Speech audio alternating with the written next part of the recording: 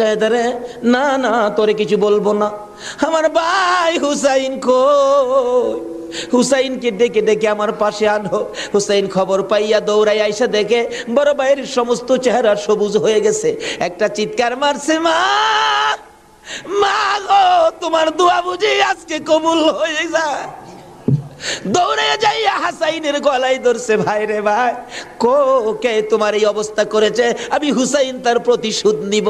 হাসাইন টাইনা টাইনা গলায় ধরে দুই গালে চুমাইতেছে, ছোট ভাই তো, বাইরে প্রতিশোধ নিস না, নানার উম্মতের জন্য মায়ের দোয়া কবুল হয়ে গেছে। হাসাইন একটা কথা তোরে বলে যায়, কিছুদিন পর তোর উপরও বিপদ আসবে রে, আমার মায়ের দোয়া তোর বেলায় তো কবুল হয়েছে।